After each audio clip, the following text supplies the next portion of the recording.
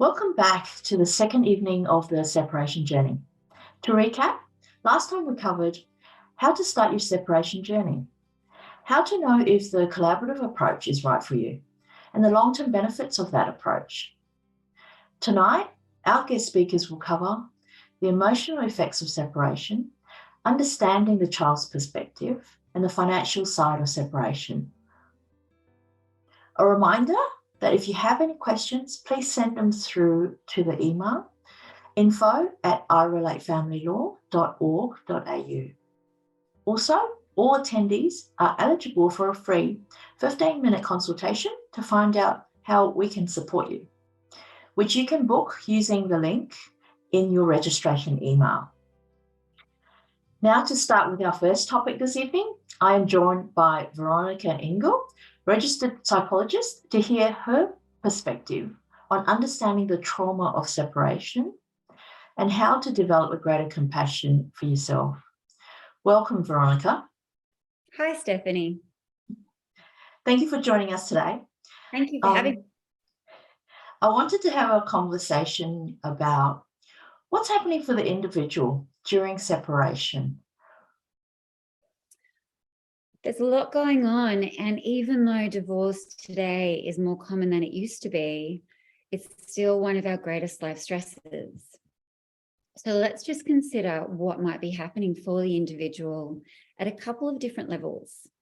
So firstly, there are two main types of stresses that the individual will be navigating through at any time. There are the known stresses. So these are what we already know will happen. So we know that we're going to need to face the starting over, knowing that there will be family lifestyle changes. There is the known stressor of the legal bills, of the constricted finances. There is the knowing that you'll see the kids less frequently. So all of that, plus there are the unknown stresses. So these can be anything from wondering if your ex-partner is going to be reasonable, to wondering how long the settlement will take, to wondering if you're going to be able to find a job after being a stay-at-home parent, or wondering if you need to go to change jobs, wondering how the kids are going to cope. So there's quite a lot of moving parts there. Going through these stresses without good strategies can be quite difficult. And as you can imagine, the mind can become a pretty busy place, a worrisome place. It can also lead the individual navigating through this journey to start to change small challenges into large challenges and catastrophize situations. And that's tough when that starts to happen. As a result, people can experience emotional reactions, anything from acute stress to chronic stress, because it can be quite a lengthy process, to feeling low. There can be depression, there can be anxiety, there can be panic, and a sense of real grief and loss. At a minimum level, I think the individual can expect to feel less patient and less tolerant. They can expect to feel more agitated and sad and angry. And then at a more emotionally reactive level, the individual might start to notice that they're feeling a sense of panic that they haven't felt before. And this can be experienced as fight and flight and freeze. It can be experienced as a sensation of worst case scenarios, doom, loss of motivation. There can be hopelessness. There can be a feeling that you're just not in control the way that you usually feel like you are. And sometimes there can be a sensation of feeling like you're just not enough. That's the emotional side of the equation. At a psychological level, you might start to notice that the mind becomes a busy place, it can start to race, or it can start to freeze, or it can start to do both things at the same time. You may start to notice that your cognitive functions are temporarily declining. Attention, memory, short-term memory, long-term memory, simple problem solving, planning, decision-making, and thinking in general, they can all seem to be like they are just not where you want them and need them to be at this time. As well as that, there can be a situation of intrusive thoughts that you haven't experienced before.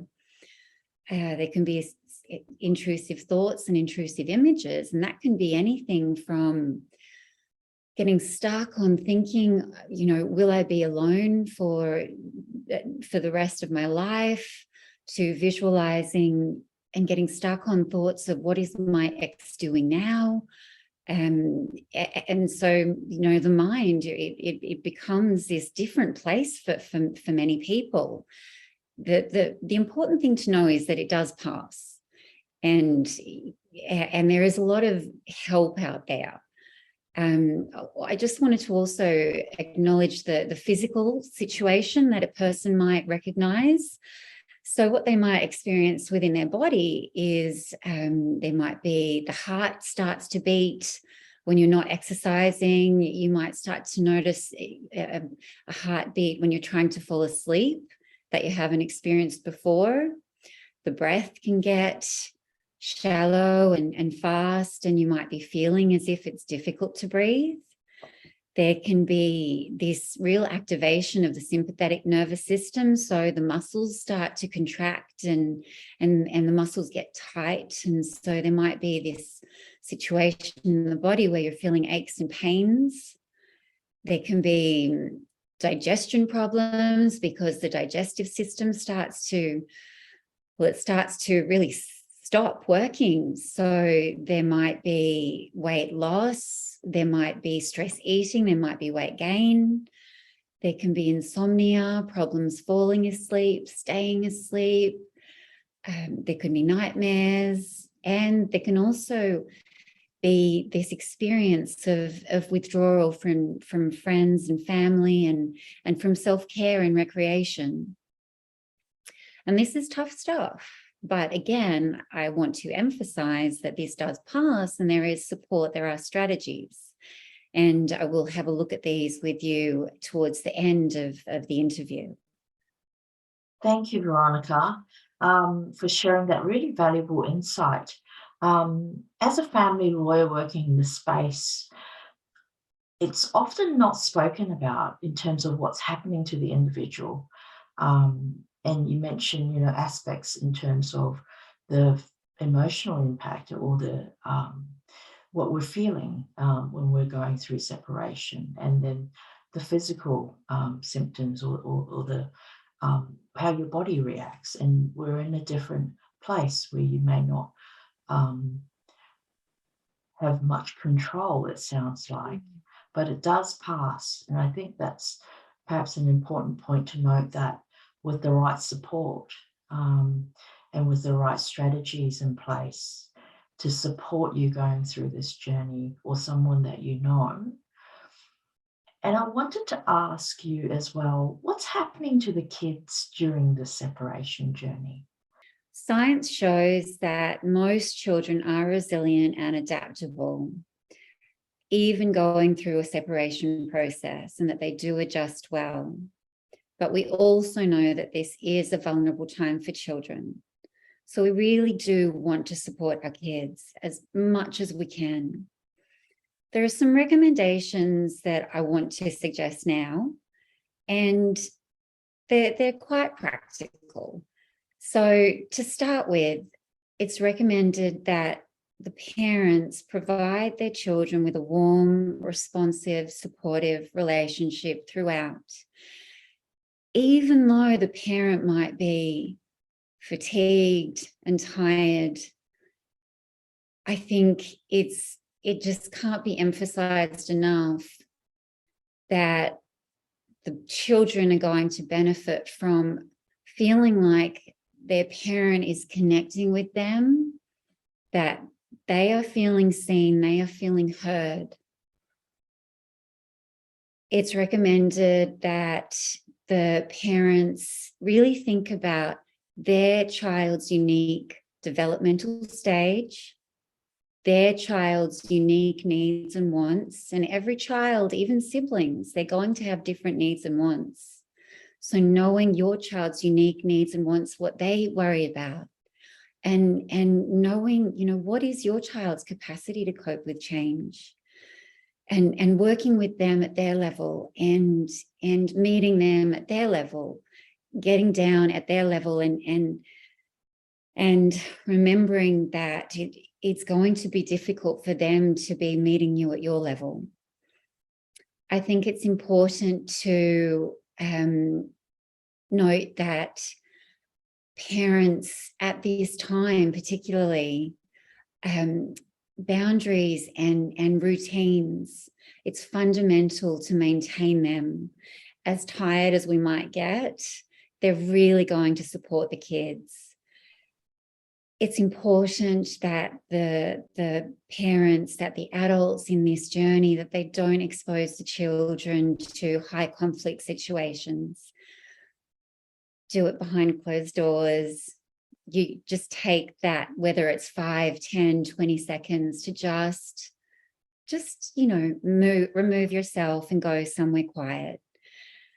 It's recommended that the children have access to both parents, provided that it's safe to do so, and that parents talk to their kids, to their children, about the tough stuff. Children have a sense that something is going on, and it's often better to sit down with them in a nice, calm way and talk to them about it in a sensitive manner that helps them to realize that you're working through it, and that it will be okay, and that they will be okay. Thank you. That is a wonderful practical guide, I suppose, in terms of the things that we can do. And sometimes, amongst all the emotional and physical stuff happening for the adults during the separation, we sometimes forget that the kids are there, and they listen, and they watch, and they have a sense of what's happening. So just, leaving the room, something as simple as that, or sitting down and talking to them about the tough stuff. I think that's a very important point that a lot of couples that I've supported through the journey tend to shy away from, because it's hard. It is hard. So thank you for that. So Veronica, why do the parties fight, and how do they stop the reactions? To understand why people fight, I'd like to have a look at how they communicate. There are various factors to consider, but I think a good one to start with is communication. So, according to Dr. Gottman, all relationships have conflict.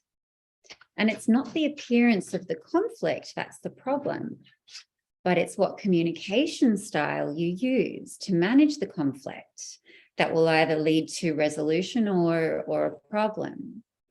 So, for example, you want to steer away from what are known as the 4 horsemen. And these are criticism, contempt, defensiveness, and stonewalling or freezing your partner out. And this can seem quite obvious, but more than we realize, it can creep into our communication with our partner. So that's one area that's important to acknowledge and look at. And then we also want to keep away from passive styles of communication. That can be just shutting down or agreeing when really you don't feel like agreeing. Yes, that's fine, I'm fine. You want to stay away from aggressive types of communication. We all know what that is. And you want to stay away from the passive aggressive forms of communication. And there is some overlap interplay between what I've just said with the 4 horsemen and this latter part of the communication styles we want to stay away from. And essentially, what you want to do is to learn how to speak assertively.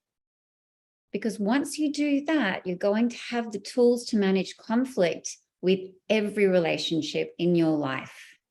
So, for example, your partner or your ex is often late to meetings or to meet you, and you want to address this matter. What do you do? What do you say? Well, a critical and aggressive tone could sound like this. You never think of anyone but yourself. You're always late. I guess you don't have time for me. It's either that or get a watch. You are so selfish. And with this kind of sentence, we can only imagine how the other party is going to respond. Defensive, shut down, not listen.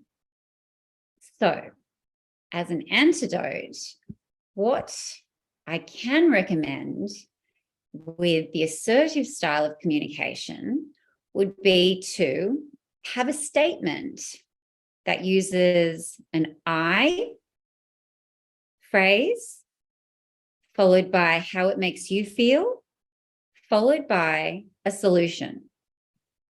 So I'll show you what that means. If we go ahead and we say something along the lines of, I feel let down and taken for granted when you're late. Please, can you be on time and call? So you've got the I, you've got the feeling, and then you've got the solution. The key message is that we are all biologically programmed to connect. We don't want, and we're not programmed to go through these kind of situations and seek to be harming the other people involved in these situations. That's not what we're about. Most of the time, when people are separating and going through this kind of a journey, they are looking for similar outcomes. They get hurt along the way, and then defense mechanisms can creep up on them, and they forget how to respond in their most mature, rational mind. But by reflecting on what Stephanie and I have spoken about today, and learning something as simple as learning how to communicate better so that you are able to get your needs met, and communicating better so that the other party involved feels respected and validated, then everybody involved should be able to reach the conclusion of this journey in a faster, better, easier way. Yes, I like that suggestion. I can see how the listener would receive that better than the aggressive, you're always late. And often in the separated couples that we support through the separation journey, we see the aggressive and the defensive communication styles. But what I got out of your insight was this wonderful awareness for the person or for the speaker of the little changes that's needed. It actually isn't a big shift. It's the same message in terms of expressing your disappointment and wanting to be acknowledged, and then presenting the solution to the listener, rather than coming from a different stance where often we see parties engaged in, prolonged litigation or the continued fight in the legal space. Yeah. So for me personally, I find that really valuable, and the insight that you've provided hopefully has given our listeners some awareness, and we've barely scratched the surface, I feel, and there's a lot more to explore. But the key takeaway for me is there is support out there, and get the right support for yourself to learn these strategies and grow the awareness, and hopefully you can then learn how to separate better. Thank you, Veronica. Again, thank you again for your time. I look forward to our future conversations. Thanks, Stephanie. Our second speaker for the evening is Naomi Douglas, an Interrelate child consultant and family dispute resolution practitioner. Naomi joins us tonight to talk about the role of a child consultant, when to include a child consultant, and to ensure your child's voice is heard when it comes to making decisions. Welcome, Naomi. Can you tell us a little bit about your role as a child consultant? Yes, I'm happy to do that. So to start off, to give a bit of context to it, as we know, separation and divorce are extremely stressful times in a person's life. And even the best parents can become consumed by their experience and overlook some of the impact that the situation is having on their children. It's also a very important time in the child's life. There's a lot of change happening. There's probably a lot of grief. And there's many things that are affecting the child.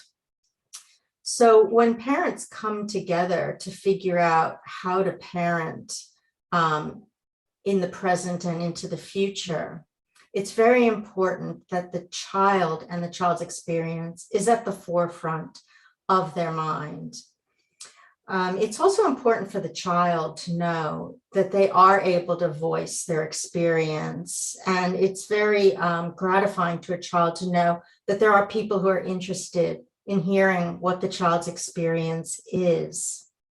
So child consultations are about having a practitioner able to have a direct experience with the child and then bring the child's voice, bring their experience into the mediation or into the collaborative law process. At the beginning of the meeting with the child, I let them know that they will have the opportunity to instruct me as to whether there are things that they particularly want me to say or things that they do not want me to say to the parents about the things that they've shared with me.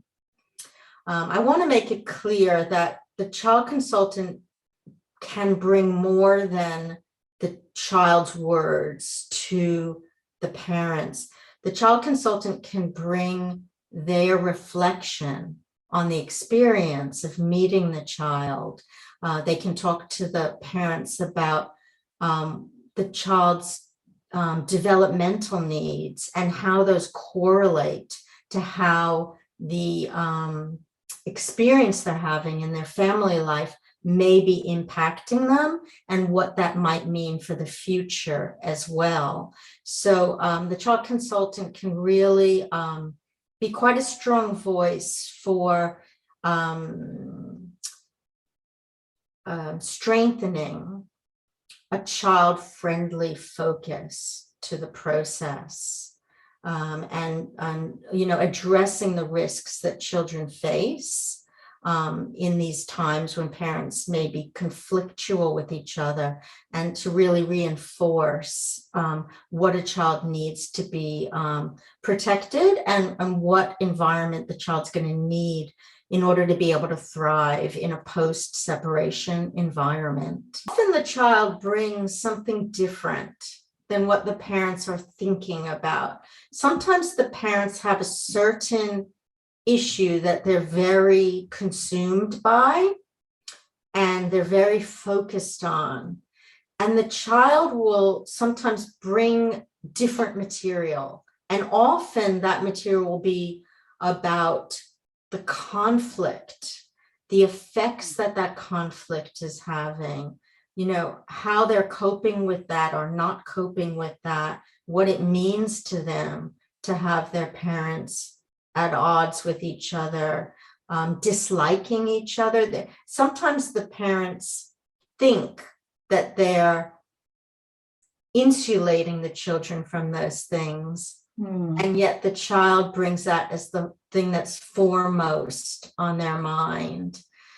So parents might think that it's about one thing and the child brings something else. And sometimes, on occasion, the child will become specific. They might want a certain schedule, but we don't ask that of a child. They might bring it, but that's not what we do. We're not there to take the parent's agenda, present it to the child, and ask them what they think. We're asking the child if they would allow us to get to know them a little bit and get to understand what life is like for them. And what I'm hearing is it's a very valuable input that often maybe parents don't receive ever. And to have the opportunity of the voice from the child through a professional, having experience with dealing with couples going through separation and children on that separation journey with the parents. And perhaps something that parents need to be aware of, that there is this role of the child consultant, and they can play a very, very valuable part of any discussions. And wherever you are along the separation journey, so to speak, where there are children involved, and as a family lawyer, having helped separated parties for many, many years now, I myself find your role very valuable, because often we don't hear from the child, and we only hear one side of the story. But being able to hear that from a neutral person, I think that is quite invaluable. And what do you think would be an appropriate age of the child to involve a child consultant? Well, in my previous role, where I worked on a daily basis in child inclusive work, the practice there was for children to be automatically included if they were 5 and over. We did find that the 5 to 7-year-old age group had limited ability to really reflect and share. So it's about managing expectations if you're involving the younger children. Also, the younger children can do really well if there's their older brothers and sisters, and they can be part of a sibling group that gets to talk to the practitioner as a group. And then when the individual sessions happen, sometimes those younger children don't need to have an individual session. So it depends on a child's readiness. Yeah. And I think you touched on, the sessions. Can you perhaps explain to the audience, what does the child consultant process look like? Yes. So the child consultant meets with the children away from their parents.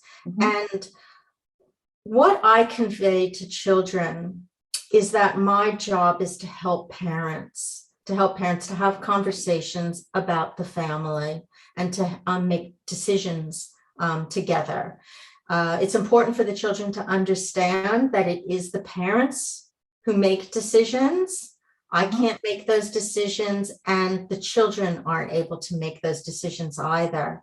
However, what I let the children know is that I feel I will do a better job helping their parents if I actually have had that opportunity to meet them and get to know what it's like for them to be them right now in their family life.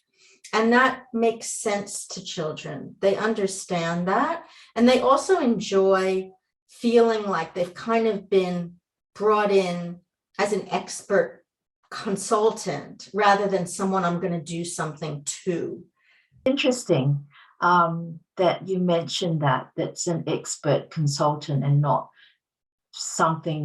someone that's doing something to the children, because I suspect there's a bit of hesitation and perhaps fear of talking to someone and the ramifications of that and how it's relayed. And what scenario do you think would be appropriate, or can you give some examples of when it might be appropriate to engage a child consultant? I think that it's best for children to have the opportunity to be heard. There are times when a parent may let us know that a child has maybe a social phobia, or they have a disability. There's something that informs the parent that that kind of a meeting probably wouldn't be a good idea for that child. I think in general, it's a good idea to act upon the idea that children should have the opportunity to be heard. So what I'm hearing is ideally every case that involves children, so perhaps 5 upwards, or perhaps 7 years onwards, it would be appropriate to engage with a child consultant and have that professional listen to the children and feedback to the parents in order to help the parents have the meaningful discussions about future planning.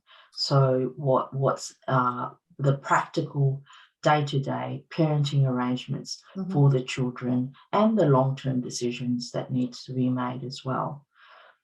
Yes, and it's up to the practitioner to have enough skill and insight to understand what communication is going to be helpful to the parents, to the children, and what communication might not be helpful. So, for example, you don't want to overwhelm parents with information they don't really have the ability to digest. You need to know how to work with parents where they are, but to bring important information to them.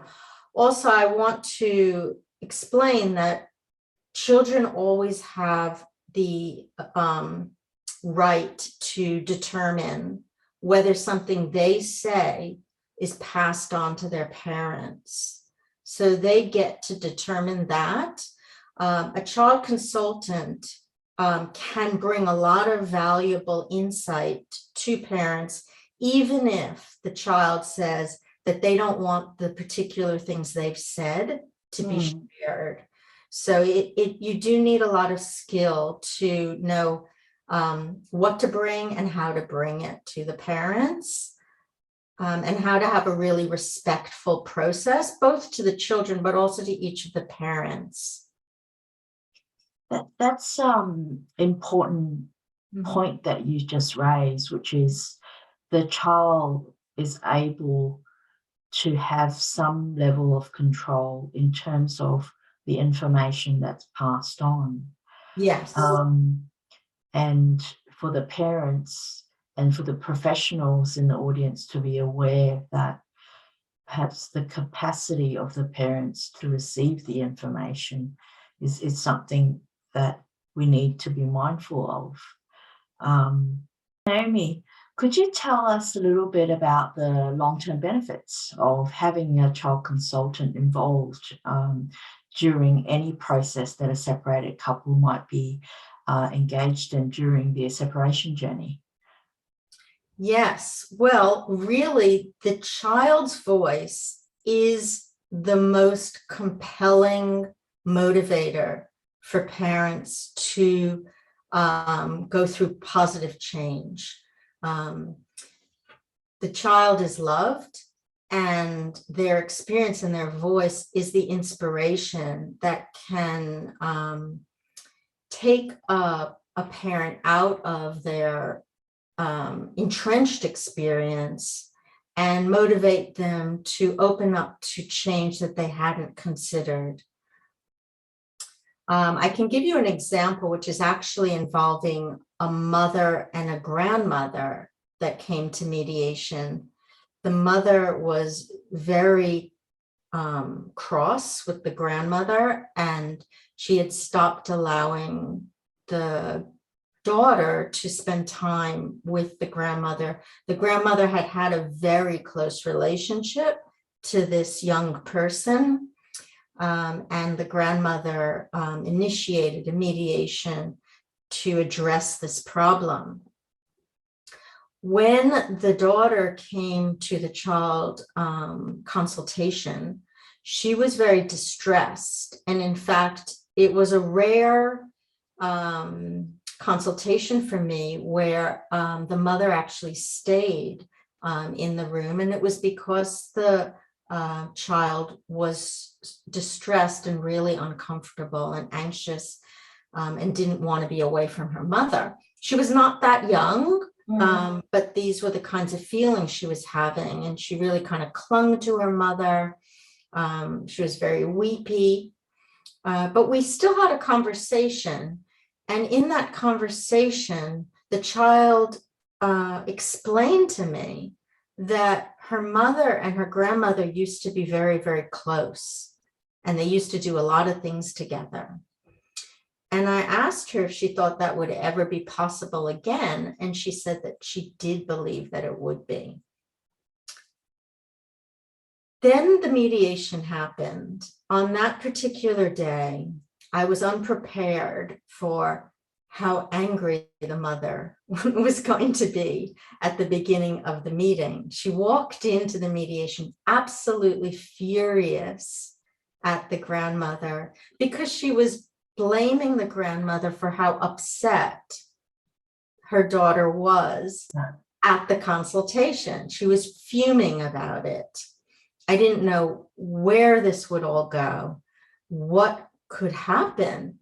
But time went by and we kind of were unpacking things, and I was sharing what this girl had said.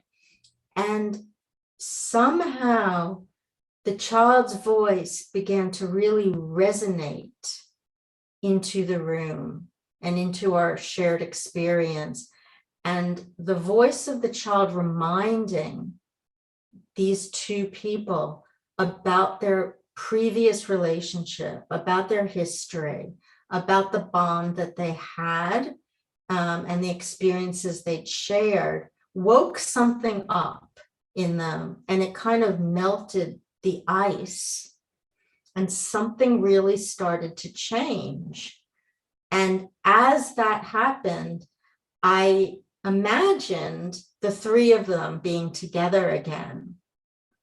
And I actually pictured them sitting next to each other. I saw, like in a shopping center, they've got those where you get your nails done and you get your nails done, and they've got the chairs, you know.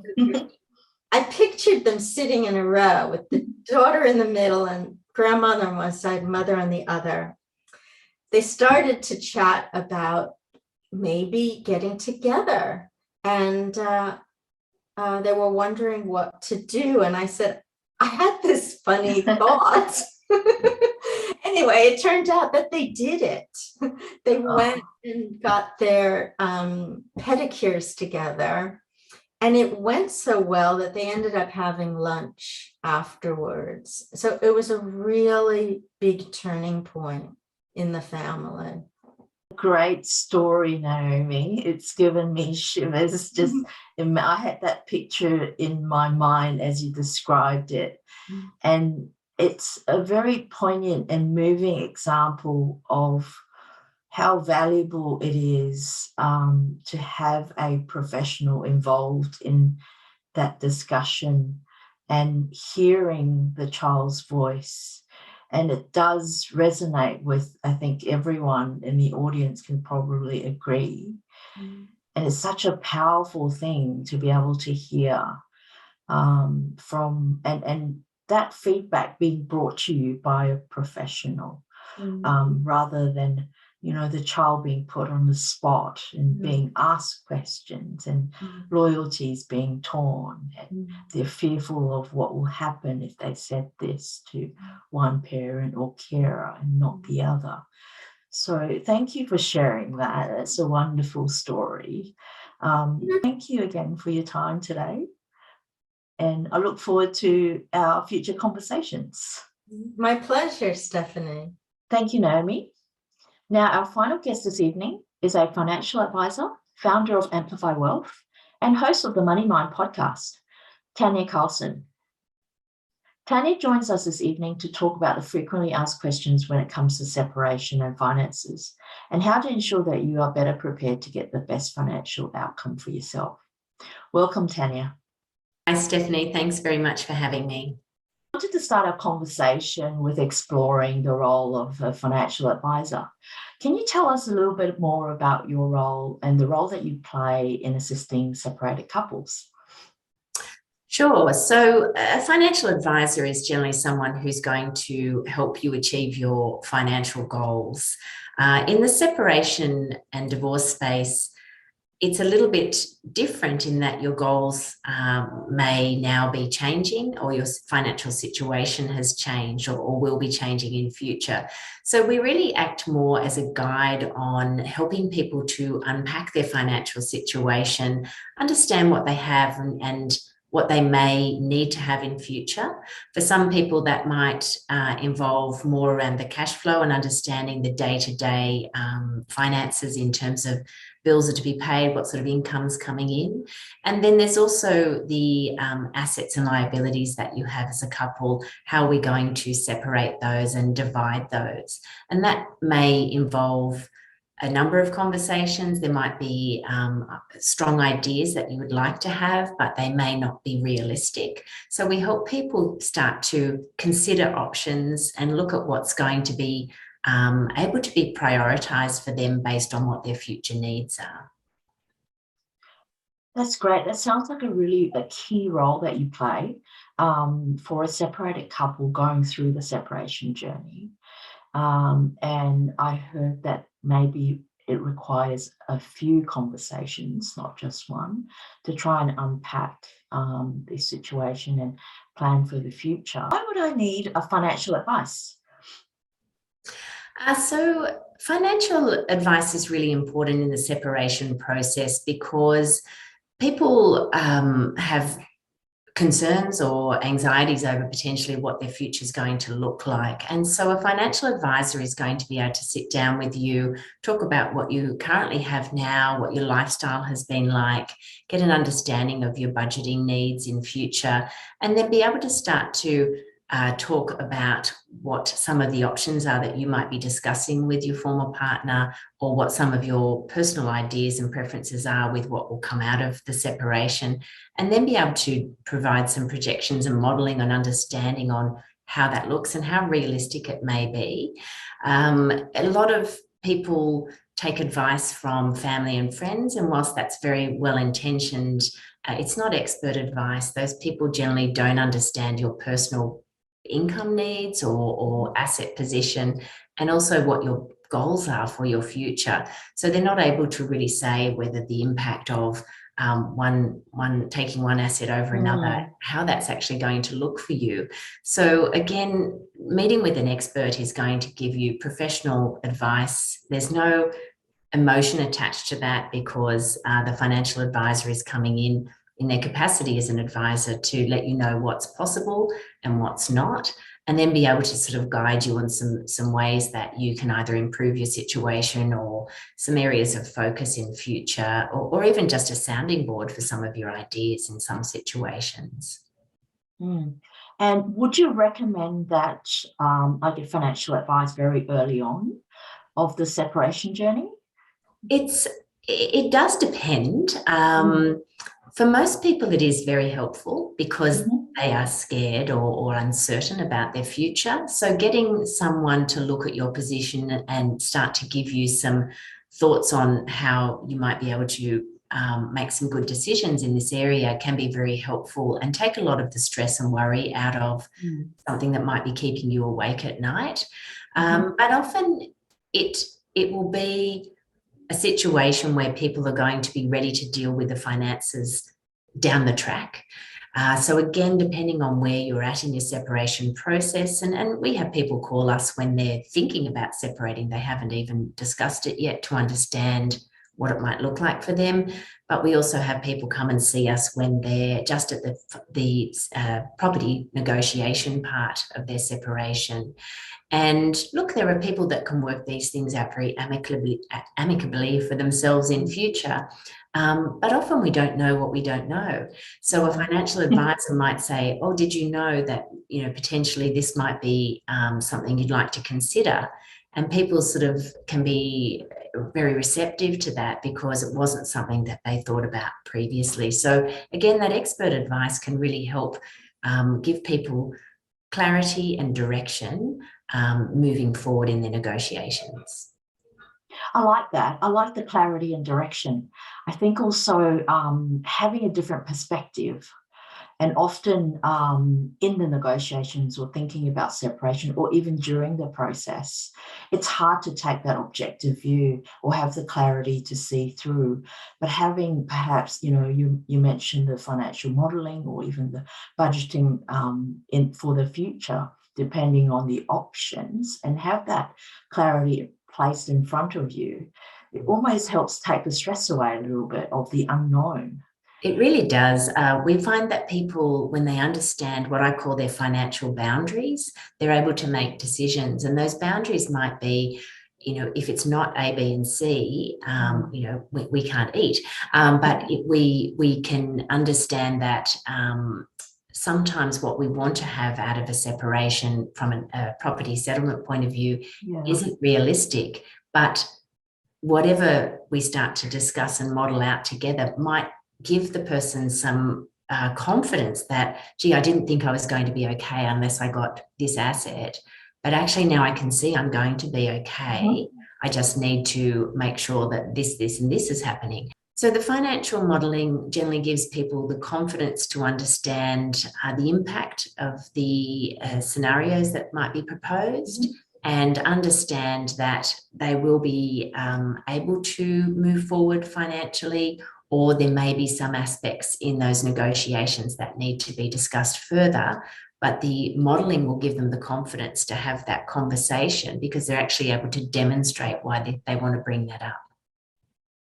That's great. It sounds like it almost plays a key part in preparing someone for negotiations, and perhaps during negotiations and following negotiations, to reality test some of the outcomes that or options that were presented in the negotiations, and just have the clarity and the confidence that, yes, this option is viable, and I have some projections that I can or estimates that I can almost lean on and be secure in knowing that I'm going to be okay. And I'm sure the audience can appreciate that will take, alleviate all the stresses of the unknown during the separation process. If you could share with us your 3 key preparation tips for anyone thinking about separation, going through the separation process, or just anyone working in this space. Sure. My 3 tips would probably be to get very clear on what you own and what you owe. Start to collate information on your assets and liabilities together. That includes things like superannuation statements, insurance policies, properties. The more complex the structure, the more difficult that can be. So if you have businesses or trust entities, other things like that, but start to take notice of what's there, because you're going to need to have an idea about what is in the asset pool together. The second point would be starting to understand what your cash flow needs are. And cash flow is understanding what comes in from income and what goes out on expenses.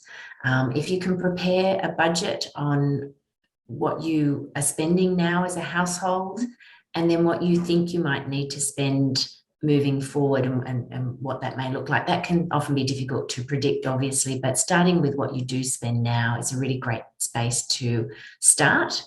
And just getting a clear understanding of what that looks like is really helpful moving forward in your negotiations. The third key point for me really is for people to stay calm. It is a stressful time. There is a lot to work through, And you can do that with the support of many people.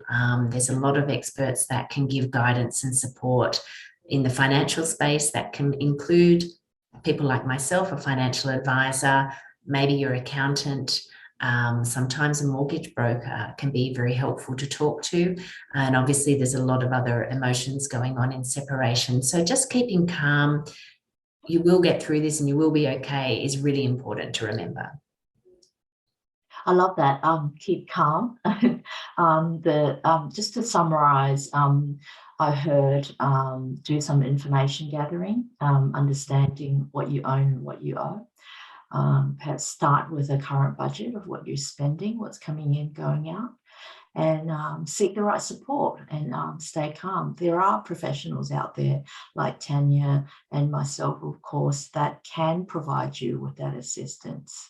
And it just helps you in the preparation or even just going through the separation process. Is there any difference from seeing my accountant than to seeing someone like yourself, a financial advisor? Yeah, it's a great question. The accountants and advisors often work together for their clients, but in the separations and divorce space, you may need to see both. And in fact, I've been in matters where we've used both those professionals in a separation. An accountant typically is working with you on entities and business structures that you have and giving tax advice. And certainly in more complex separations, when assets are being divided, there is some tax consequences that may need to be discussed, and you should seek a tax advice from your accountant. A financial advisor is someone who is more involved in your financial future. I like to tell people that we're working on building their long-term wealth. And when we're separating, we need to restart our financial planning process. But that may not be the time to do that right now during separation. So it's more guidance on understanding assets and liabilities and how separating those will provide for each party. So it's a slightly different role, and one I see more of a coach and a guide than actually a traditional seeking financial advice process. Thank you. And I suppose commonly say I would go and see my accountant to prepare my tax returns and talking about my current finances in terms of income coming in and what taxes are liable, whereas I'm not really thinking about planning for the future. And I sort of see value in terms of speaking to a financial advisor to try and make those decisions that will have that long-term impact for me, and setting myself up the right way. Yeah, that's right. And again, there is some crossover between the two professions. If someone's separating and they work in a business together, the accountant will be quite key in some of those negotiations, and it's important to involve the accountant in those discussions. It can get complicated for accountants and advisors with our ethical duties in talking with parties. So again, I think just having an open discussion on where and what they can be involved in is very important. And most professionals will let you know where they feel there's some conflict and how to have a discussion around that area. But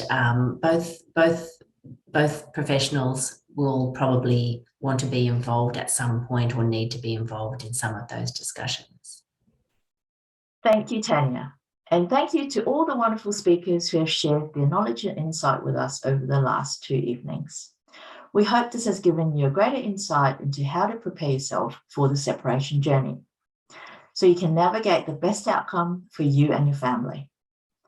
A reminder, we are offering a free 15-minute consultation to find out if Interrelate Collaborative Family Law is the right approach for you. We will be sending out a link to the recordings along with access to a great range of resources to support you no matter where you are during your journey. Please reach out to our team at Interrelate Collaborative Family Law to see how we can support you. Thank you again for joining, and please stay to close this evening with a mindfulness moment. Ginagainu Jawan, Nanundi Bajar, Jack.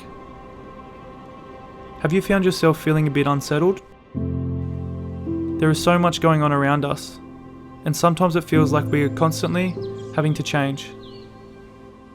On days like this, I take a moment of mindfulness to ground myself and help me to feel more control of my life.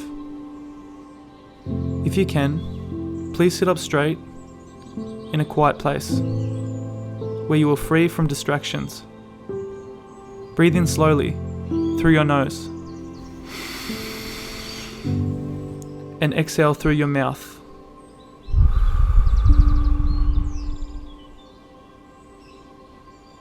Now, I want you to picture that you are sitting straight and tall like a tree.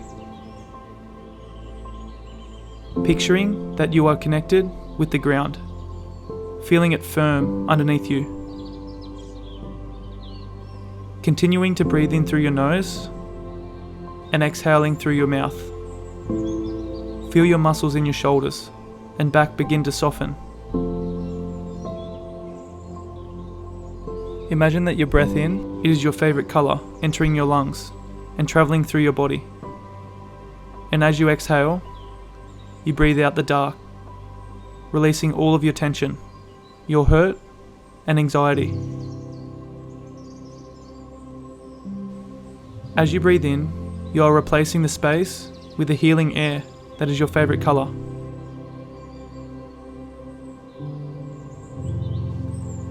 Release your thoughts and focus on your breath. You might notice that some of those thoughts creep back in. This is okay. Watch them from a distance. Visualize that you have them. They are enveloped by bubbles and float up and away out of your awareness. You watch them burst and disappear in the distance. Thoughts that can take shape, they can break apart. They can come and go as you need. You can't grab them and hold them, as they will burst and disappear. So let them be. Let them float away. Return to your awareness and your breath. You are aware that you're breathing in beautiful healing light and releasing the thoughts that were weighing you down. You practice allowing your thoughts to shift, to change and flow. You are not fighting it. You love your thoughts, but you're also letting them go. With each breath, you're becoming more grounded, more peaceful, more at ease. With one final breath in, you start to open your eyes and become aware of your surroundings. You can feel that your feet are planted in the ground, like a tree. Enjoy your day. Yarirang.